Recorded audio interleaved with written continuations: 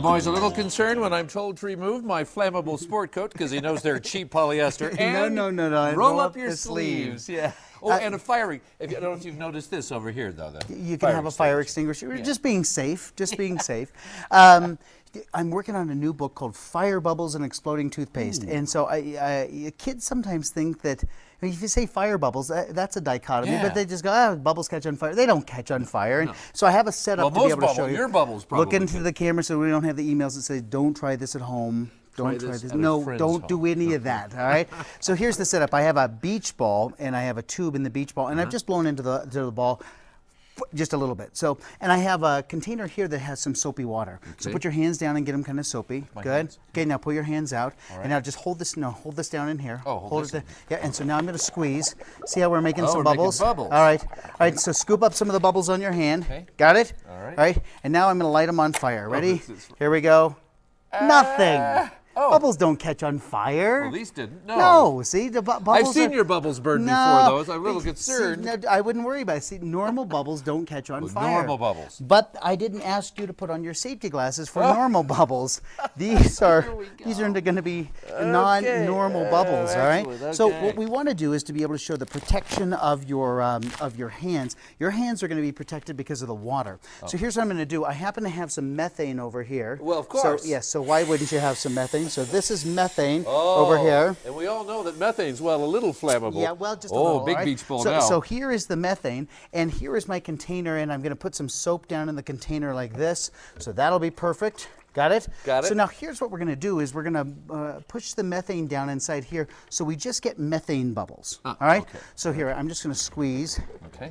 Oh, is that great? No, those are excellent. So Mark, what I'm going to ask you to do is this. Get your hands wet. Make sure they're wet because we're going to breathe, or we're going to allow the methane bubbles to start to rise. Okay. All right. That kind of fun? No, not yet. It's not big enough. Okay. All right, so there you go. And now that's a pretty good shot. So just kind of hold those. All right. So that's methane right there. Methane and bubbles so now are warmer your than hands the other bubbles a little bit. Stay there. Don't move. Isn't that great?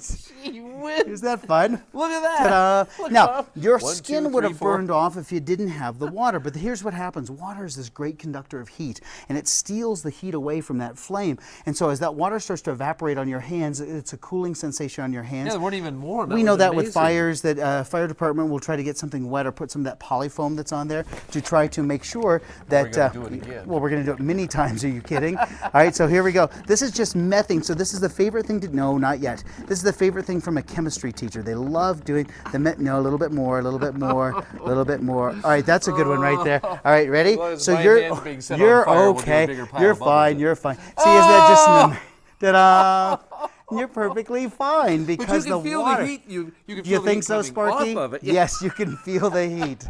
Smokey the Bear, you can. Isn't that great?